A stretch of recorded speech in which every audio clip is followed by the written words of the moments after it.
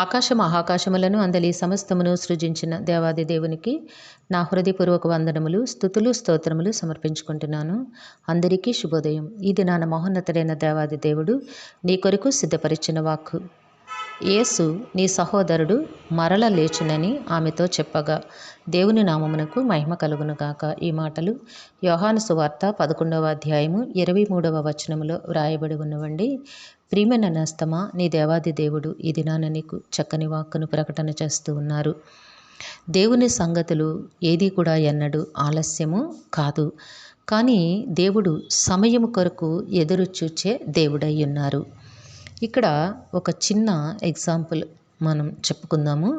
ఒక చిన్న పశ్చిమ ఆఫ్రికా పట్టణానికి సందర్శకుడిగా అమెరికన్ పాస్టర్ ఒక ఆయన బుధవారం ఉదయం 10 గంటలకి ఆరాధనకి వచ్చేలాగూ ప్రయాణం చేసి 10 గంటలకల్లా అక్కడికి వెళ్ళాడట. వెళ్ళేటప్పటికి అక్కడ ఒక చిన్న ఆవరణము గది, ఆ గది అంతా కూడా చాలా ఖాళీగా ఉంది, ఎవరూ లేరట. కాబట్టి అతడు అక్కడ అలాగా వెయిట్ చేస్తూ ఉన్నాడట. 1 గంట 2 గంటలు అలా చివరిగా 12 గంటల 30 నిమిషములకి స్థానిక పాస్టర్ గారు తన ఇంటి దగ్గర నుంచి సుదీర్ఘ నడక తరువాత అక్కడికి చేరుకున్నాడట. కాలం సంపూర్ణమైనప్పుడు ఆ పాస్టర్ గారు చేరుకున్న తర్వాత ఆ ఆరాధన ప్రారంభమైంది. అక్కడికి వాయిద్యాలు వాయించేవారు కూడా ఆ పాస్టర్ గారు వెనకే వచ్చి చేరారట. తర్వాత ఆయన ప్రార్థన ప్రారంభించారు. ఒకరు కూడా అక్కడికి రావడం జరిగింది. అయితే ఈ అమెరికా నుంచి వచ్చిన ఆ సేవకుడు అర్థం చేసుకున్నారట. ఏమనంటే ఇక్కడ సంస్కృతి భిన్నంగా ఉంది, కాబట్టి ఇక్కడ మనుషులందరూ కూడా సమయమును పాటించకుండా ఉన్నారు అని అర్థం చేసుకుని ఆయన కూడా ఆ ఆరాధనలో వారితో పాటు దేవునిని ఆరాధించగలిగారట. ఆ పరిశుద్ధాత్మ దేవుడు మమ్మల్ని ఇక్కడికి ఆహ్వానించారు కాబట్టి మేము రాగలిగాము అని ఎంతో చక్కని సందేశమును వారికి ఇచ్చారట. ఇక్కడ సమయము నిబద్ధత కలిగి ఉన్నప్పటికీ కూడా దేవుడు పరిపూర్ణుడు. నీవు కొన్ని పర్యాయములు ఏది నీవు పాటించినా పాటించకపోయినా దేవుడైతే మాత్రం నీ పట్ల పరిపూర్ణతను కలిగి ఉన్న దేవుడై ఉన్నారు గనక తగిన సమయములో తన కార్యమును చేయగలిగిన స్వభావము దేవునికి ఉన్నట్లుగా లేఖనాలలో చాలా బాహటంగా మనము చూడగలము.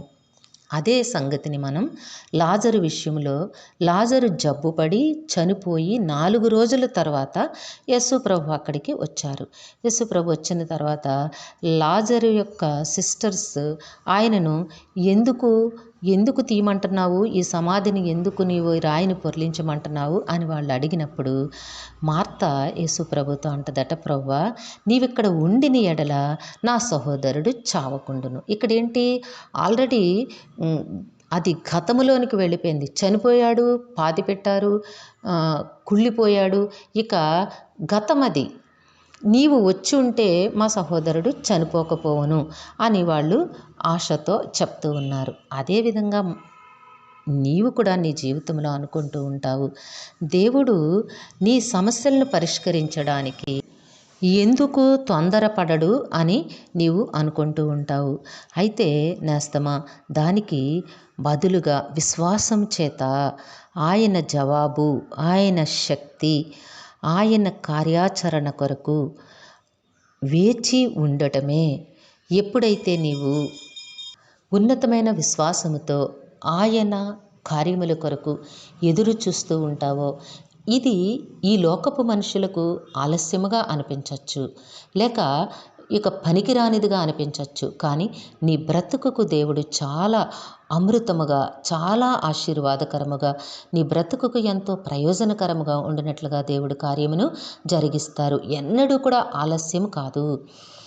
చనిపోయిన లాజరును ఎట్టి రీతిగా లేపారో అట్లానే దేవుడు నీ బ్రతుకులో కూడా ఉన్నతమైన కార్యములను జరిగిస్తారు. ఆశతో దేవుని వైపు ఎదురు చూడు నేస్తమా.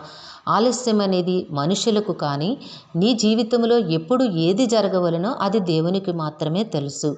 కనుక దేవుడు నీ బ్రతుకులో నీ జీవితంలో ఉన్నతమైన కార్యములను నీకు అవసరమైన ప్రతి ఆశీర్వాదమును తప్పక అనుగ్రహిస్తారు. దేవుడు నిన్ను దీవించి ఆశీర్వదించునుగాక. ప్రార్థన చేసుకుందాము. సింహాసనాసనుడైన తండ్రి, మీ ఘనమైన నామమునకు వందనములు. మీ బిడ్డకి మీరు ఇచ్చిన వాక్కును బట్టి స్తుతులు సమర్పించుకుంటున్నాము. మా ప్రియులందరినీ వారి కుటుంబములను మీ దివ్య హస్తములకు అప్పగించుకొంచున్నాము.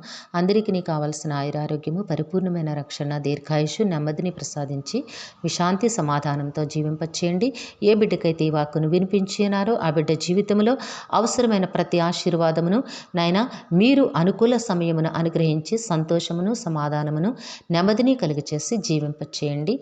ఈ దినము పుట్టినరోజు, వివాహ అవసరములు జరుపుకొంచిన బిడ్డలందరికీ మీ ఆశీస్సులు, దీర్ఘాయుష్ను అనుగ్రహించి మీ కృపలో జీవింపచేయమని ఈ ప్రార్థన మా రక్షకుడును మీ ప్రియ కుమారుడైన యేసుక్రీస్తు వారి అతి శ్రేష్టమైన నామమున అడిగి వేడుకొనుచున్నాము తండ్రి. ఆమెన్. సర్వకృపానిదేగు దేవుడు మీ కుటుంబ జీవితంలో ఉన్నతమైన ఆశీర్వాదములు అనుగ్రహించి మిమ్మును ఆయన నామ మహిమ కొరకు జీవింపచేయునుగాక. Amen, amen, amen.